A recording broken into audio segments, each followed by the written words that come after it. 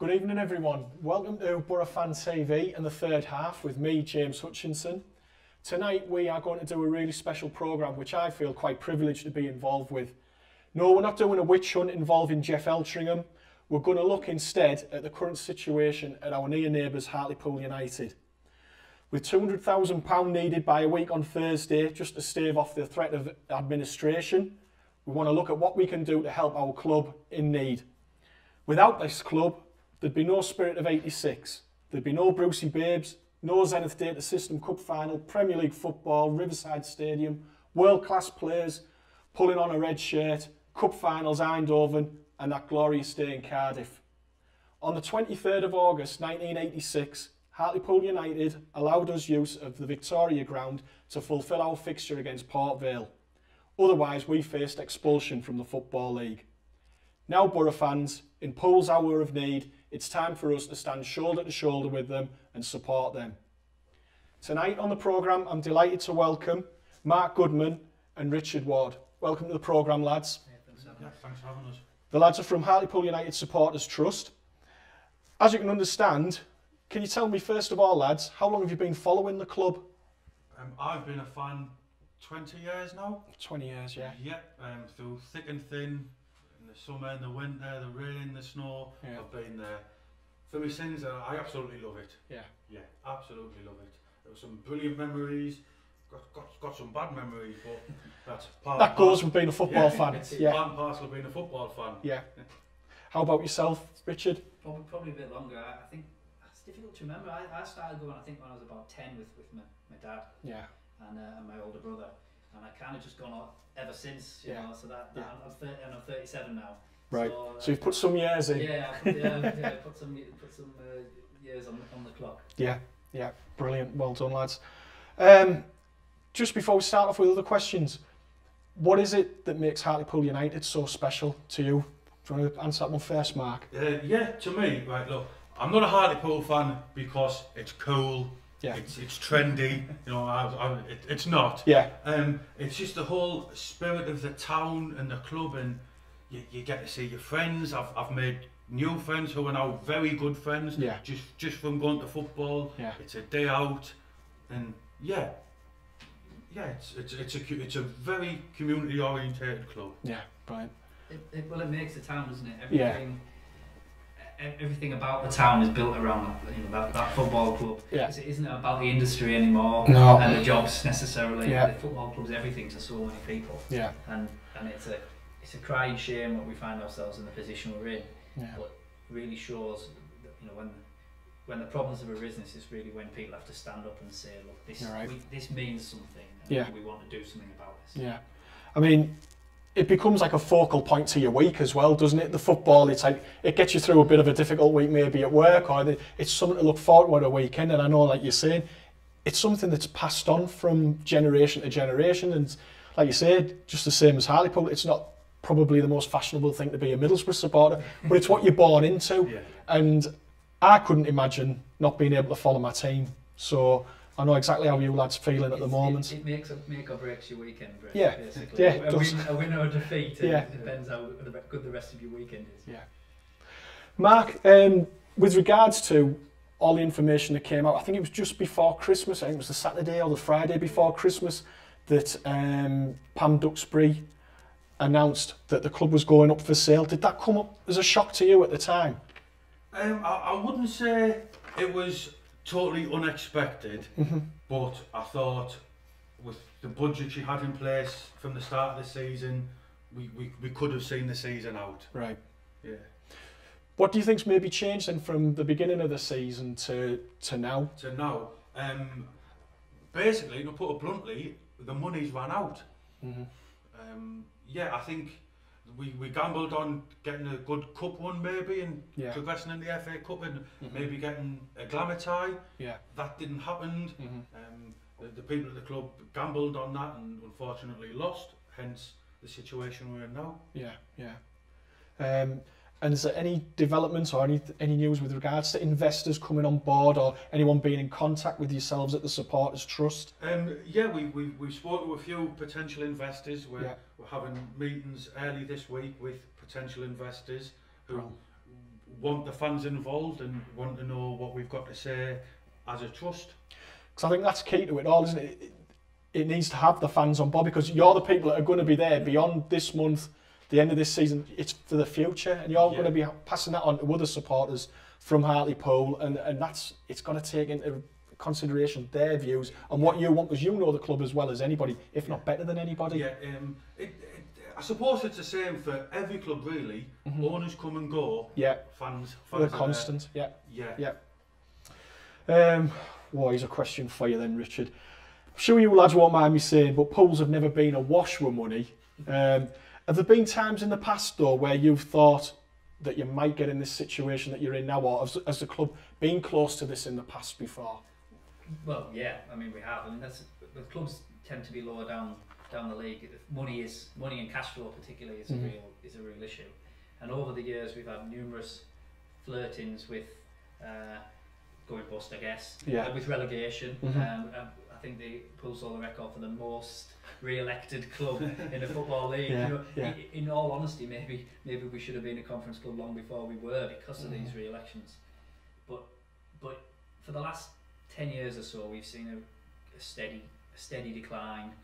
The Iowa, we had some great years with Iowa, the best years with Iowa. Well, yeah, I seem to remember you got to a playoff final where you were beating Sheffield Wednesday minutes away from getting promotion to the Championship. 8 minutes away from promotion to the Championship. Yeah. It was, and that was, that's a real memorable day, and what a day it was.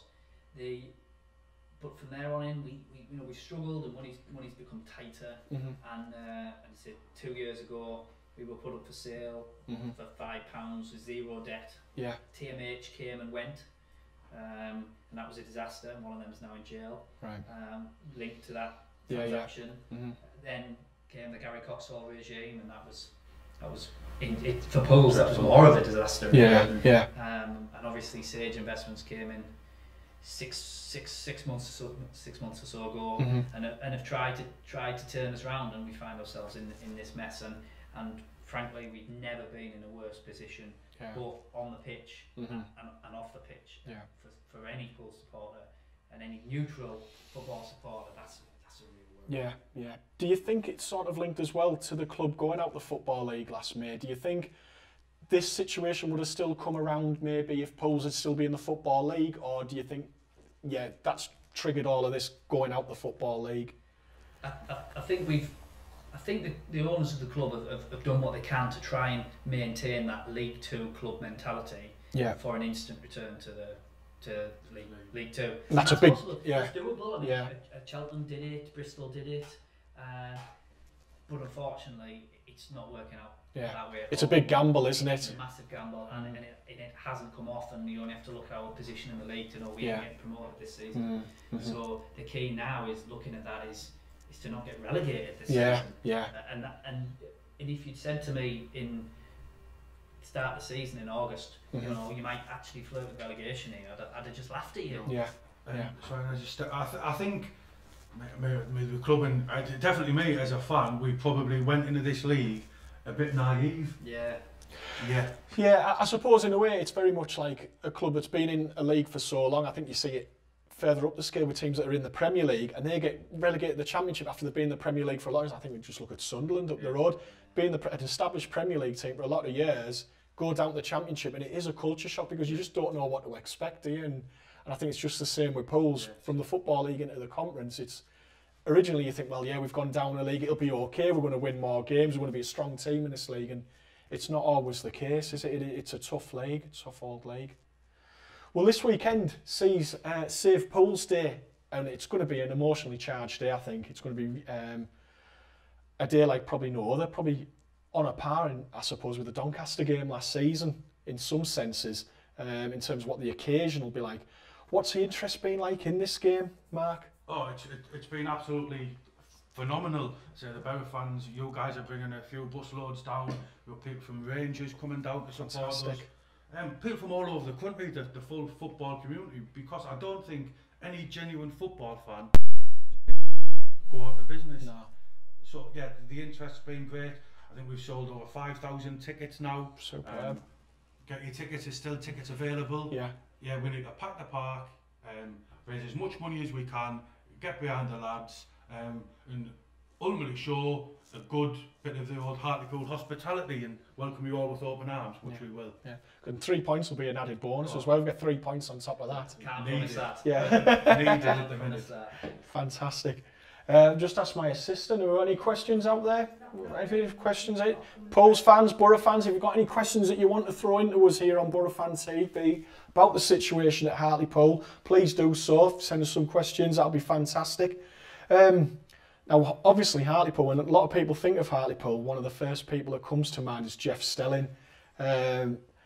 Mark, is that sort of like a blessing? Is it a help having Jeff in your corner?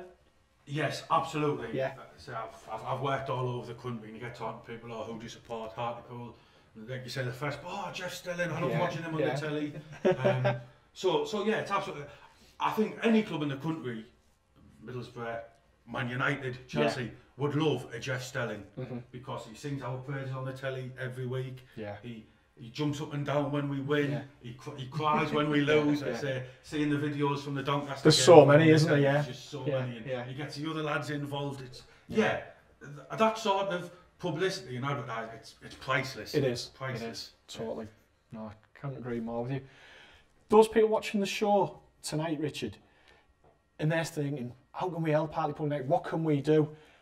Other than the match on Saturday, is there any other events taking place, or is there any other way that people can help the football club? Well, there's a couple of ways really. I mean, the Saturday is the main one because obviously every fan through the door has more money towards the I was going to say debt, the running costs of January, which is what we mapped up that we need to fulfil. But there's the sponsorship of donations. There's the attending the match, buy a pie, buy a pint, buy a programme. All of these seemingly little things will make a really big difference. And all I can say is there'll be more events coming out from Pulse supporters, and they'll be announced over the coming weeks, because with due respect to everybody who's donated, in true football fashion, it's never enough. And we're not greedy people. We don't want Manchester United in Hartlepool. We're not worried about that, but we want Hartlepool United in Hartlepool. Because what we're looking at in terms of roundabout, do you think the running costs are the club per month? What do you think the club needs per month to survive? Well, again, that's something we don't know. Right. We get told different amounts. It was 100k, then it went to 120, 130,000, and then now all of a sudden this 200,000 has come from somewhere. So, and as a trust, we were promised to see the books in the summer. And we've been asking, and we still haven't seen the books. So there's no sort of official answer to that question. So, and that's got to be a worry in a way, because you don't actually know the size of the problem that you're dealing with and what you need to address that. And I suppose we're looking at, yes, we need so much money by the end of next week, but then there's also still another 4 months of the season remaining, and then after that in the summer, when you've got no games, no money coming into the club, but the club still has bills to pay and players to pay and other things. I'd say the club have said they need 200k by a week on Thursday. They've given no indication as to what they need to do, what they're going to do in February, March, April. That's why, as a trust, we're looking at launching a major national fundraising campaign to ensure professional football continues in Hartlepool. Because it's really important, because it's not just about this year, it's about passing it on for future generations, isn't it? We need to move to a sustainable business model, and at the minute we haven't got that. Oh, it looks like we've got some questions coming our way. What have we got, Karen? There's a few coming in just saying, how has the club got into financial trouble? Good question. Until the books or the supporters trust can see the books, and this is not the supporters trust ourselves, this is through Nick Idle at Supporters Direct. So all the supporters trusts are affiliated with Supporters Direct. These are experts in growing fan and community interest and input into sports clubs, football particularly, but also across. So good question. 2,600 season ticket sales, the parachute payment, which is the full payment from League Two, the sponsorship that comes in. We sold Nathan Thomas, Luis Alessandra, Trevor Carson. Where has the money gone? Good question. As Richard alluded to earlier about the sustainable business plan, at the minute we're set up as a League Two club. We're a full-time team. The players stay in hotels overnight before games. So, it's the business plan that hasn't worked. Yeah. Somebody else asking here, has MFC had? Have you heard anything from Middlesbrough Football Club? Has anything been mentioned? They might have been speaking directly to Hartlepool Football Club, Yeah. but nothing that I know of from the club itself. But obviously the generosity of the fans is incredible and second to none. Yeah, that's fantastic. And it's good to hear that fans from other clubs, like you said, I know it's been mentioned, Rangers, Brighton. Now, if I remember rightly, Brighton, they had a fan day, was it in '97, and that involved Hartlepool. You were playing down at Brighton. Something like that, yeah. I didn't want to mention that, but I did hear, and that's charity, you see, that's true charity. yeah, it is, yeah. You give a hopefully Wrexham are as generous on Saturday, but it just shows that that's 20 years ago. That club's now in the Premier League. I've been to Brighton myself and got a fantastic facilities, great stadium. They haven't forgotten that day, and I think that's important. I think football fans, genuine football fans, don't forget other clubs that have helped them out, or that even if you've not been in that situation before, you don't want to be there yourself. And at the end of the day, it doesn't matter which team you support, whether it's Barcelona, Manchester United, Chelsea, anybody, it's your football club, and it means as much to you lads supporting Hartlepool as it means to me supporting the Boro. It doesn't matter what league you're in, so you've got to fight for that club's survival and hope that everything turns out as we want it to. Yeah, can I just add something to that? Yeah. Obviously, as a trust, we're in contact with other trusts who have been through what we're going through, or even worse. The information we've received off all of them, Leighton have probably been the best, haven't they? They've been through the mill. And again, the advice and the direction we received off them has been priceless. And other Northampton have been in touch. The supporters trust is a network, it's a family basically, and as soon as a lot of this was announced from the club, the messages of support came in, and we thank everybody who's had put goodwill messages in, put money in. We just literally can't be grateful. Yeah, fantastic, excellent. Somebody mentioned as well, I know every club's got its rivals, like Sunderland, Newcastle for ourselves. Obviously, we've got a rivalry with Darlington, but I know that Hartlepool fans helped out when Darlington were having their problems as well with fundraising and raising money as well. So, like I say, it doesn't just, it's not clubs where you've got a connection with. Rivals help you out as well, don't they? Yeah, like I said earlier, I don't believe any genuine football fan wants to see a club go out of business. Yeah. And back to the trust thing, I think Darlington were the first ones to be in touch with the message of support and the offer of advice, because they've been through it all. Yeah. And the thing about rivalry is if you don't exist, there's no rivalry. Exactly. No Yeah. And I think if you speak to a lot of the Bulls fans who were kind of monitoring the ownership situation over the years, there's no joy in any football going out of business. No. Even if you're rivals, there's no joy in it, because a lot of Bulls fans are saying that could easily be us. Yeah. We're on a slippery slope, that could easily be us, and here we are now, at the cliff edge and desperately hanging on. Because that's it, I think there's only so much money to go around, isn't there? For all you see the vast millions at the top end of the football, which is obscene to be honest, when you see what some players go for and the fees that are involved and the wages. But lower down, that money doesn't always trickle down, and it doesn't reach the lower leagues. And obviously, yes, as you say, it could be anybody in a month or two's time, and it could be clubs that are in the Football League. Like you say, there's been so many over the years, Bournemouth, Brighton, like you say, Newport, Leighton, so there's lots and lots, isn't it? It's not just something that's just happening now to Hartlepool, it could happen beyond. Yeah. So lads, I want to talk about something a little bit bright for a couple of minutes as well. In terms of your life supporting Hartlepool, some good memories, happy memories. If you ask any Hartlepool fan, the most recent good memories have got to be the playoff final against Sheffield Wednesday, or even the semi-final against Tranmere when we beat them on penalties. That was a roller coaster. Didn't you save a few that night? And did you save some penalties, didn't you, I think? Yeah. He's a good lad. Yeah.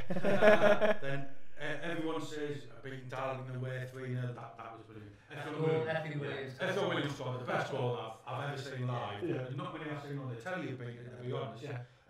But for me, one of my highlights, we beat Stoke in the third round of the FA Cup at Victoria Park, maybe 10 years ago or so. And they came up, Premiership team, we're going to play the long ball. Oh, well, we do that every day. Played it in your hands. Yeah, 2-0 we beat them, but Victoria Park was full. Yeah.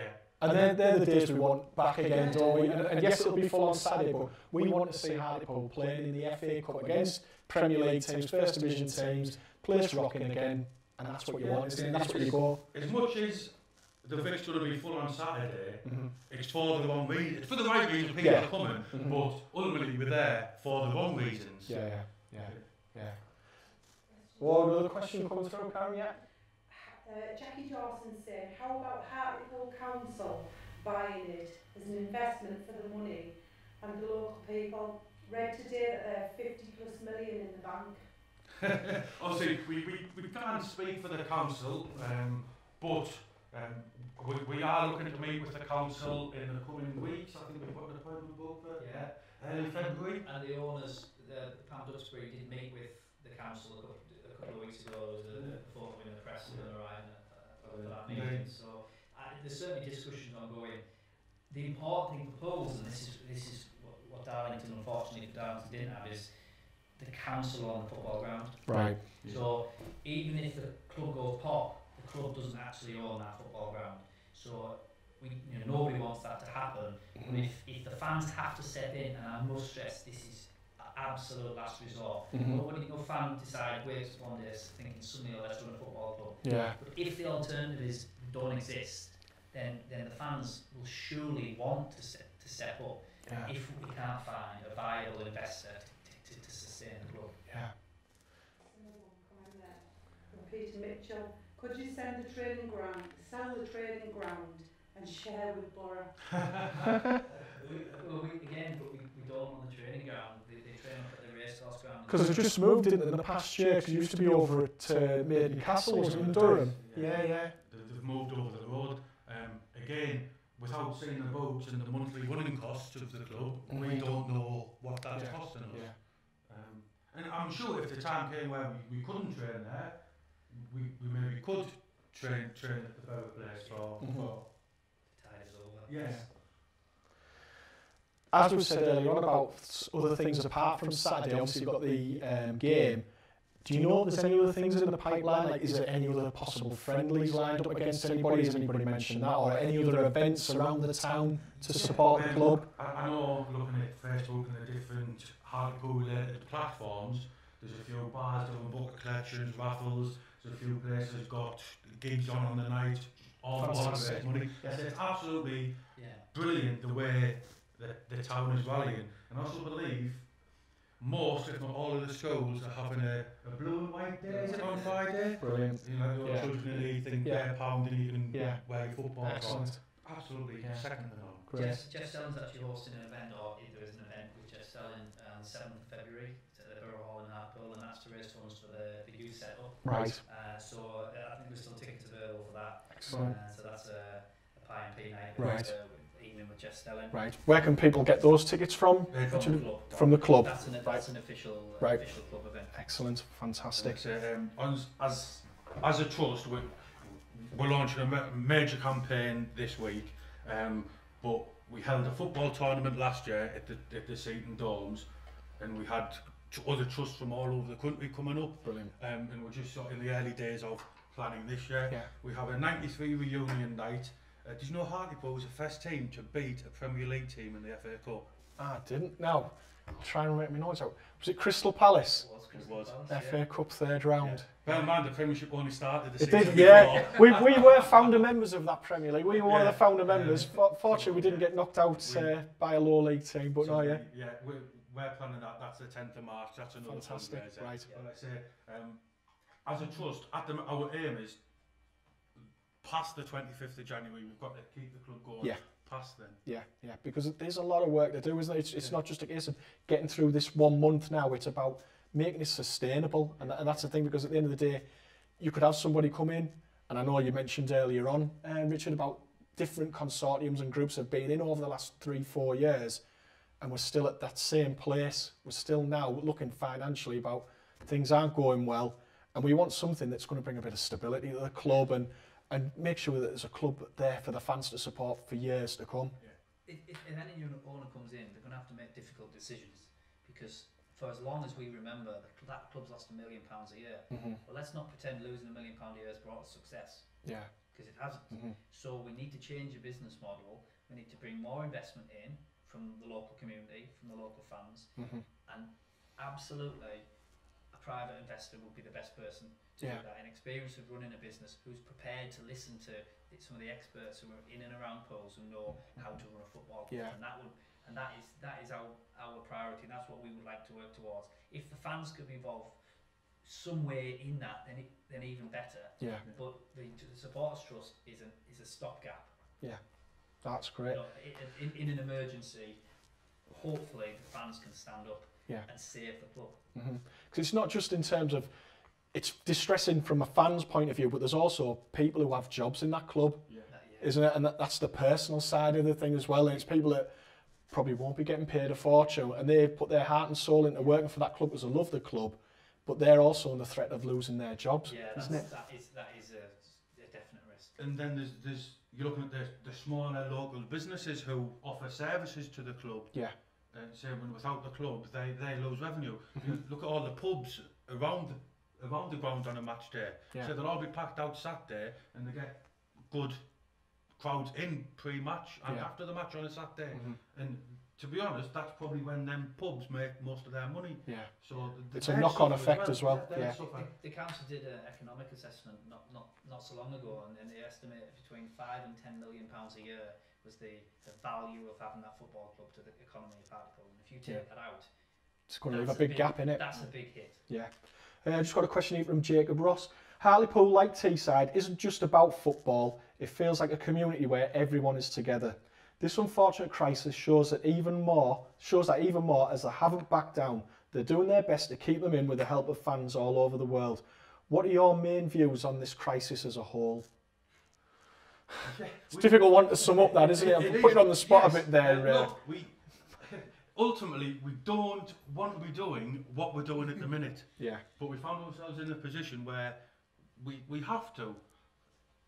Yeah, that it's difficult to sum up. Yeah. I've been looking football with my dad for like nearly 30 years. Yeah. And I have a 1-year-old boy now. And my wife's a Newcastle United fan. And I would be damned if my boy is growing up a Newcastle fan. Yeah, I'll support you all the way with that one, definitely. I have a 1-year-old boy, and I want this football club to be around, so he can grow up and he can go along and meet his friends and stand on the terrace and go like I've been doing for 30 years. And it's a mess. You can't sugarcoat the situation. It's a complete and utter mess. Yeah. On the pitch, off the pitch. And all we as fans can do is try and make the best of a bad situation and hope that Jeff Stelling and the investors he's speaking to, or other investors jointly with the council or whatever, all good suggestions, somebody can come in, and if they have £1 billion, that'd be just an added bonus. Yeah, that'd be great. Because at the end of the day, the football club, it's more than just a team fulfilling its fixtures. It's the heartbeat of your town or your city, isn't it? And it's somewhere where you can all come together on a Saturday, and like I said, that's what you want. Yeah, that's it. At the age we are now, you don't get to see your friends that often. No. We all have jobs, wives, girlfriends, kids. So a Saturday is that time to meet the lads and catch up and have a pint and a bit of a laugh. Yeah, excellent. Life would be much less fun without having a club to follow, even through good and bad times, isn't it, lads? It's not all about good times and winning trophies. I think we all know that on here.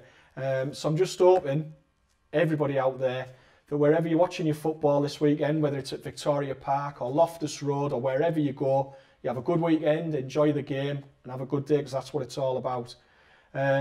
Before we finish, I've got another question coming in now. We're all flying in now. Walter Walker's just put in a message here. Before this closes, just want to say thank you to BoroFanTV and footy fans everywhere for the overwhelming support at this difficult time. It means such a lot. Looking forward to the Wrexham game. It'll be one for the history books, I think. Definitely agree on that one, Walter. I think it will be a special occasion, whatever happens on Saturday. And I think it just shows down the years, a lot of football fans have been given bad press and stick about their attitude and their behaviour. These type of things show football fans in their best light and their true colours. We all have different teams that we follow, but we're all the same family. We all want to help each other out. We're football fans, and that's what we do. Just another one here. I think I've got another one. Lee Bailey's asked, is there a GoFundMe page to donate to Pools, lads? Do you know? Yes, there is. That was set up by Rachel last week, and Rachel's done an absolute brilliant job in that. I believe it's up to around £50,000 now, isn't it? Yeah. Fantastic. So if we take into account that £50,000 in the GoFundMe page, the extra 70 to 80 grand over the gates on Saturday, the sale of Connor Simpson, we are not far from this £200,000. Well, it's just a start, isn't it? Because it's got to go beyond that. It's got to go beyond that. And the trust will launch their fundraising campaign, and it's looking for longer term. We're trying to raise money to sustain the club till the end of the season, if necessary. I must stress this is only if necessary, but also to provide us leverage with the owners of the club, and leverage with potential investors as well. And if there's a consortium and the fans have an opportunity to be in there, that's fantastic. But to do that, you need some capital. Serious money, yeah. Okay, Boro fans, well, I hope you've enjoyed this special show this evening, and Pools fans that have been tuning in. Like I say, we can only wish our best of luck and hope everything works out with the best for Hartlepool United. Hopefully, like I say, there's plenty of Boro fans going down to the game there on Saturday, as well as the Boro fans that are going to Loftus Road. Just before I finish as well, I just want to say quick congratulations to Glenn Durrant, two-time BDO World Darts Champion. Nerves are still shot after watching it last night. It was absolutely all over the place, but it was fantastic. It was great to see a Boro win at the weekend.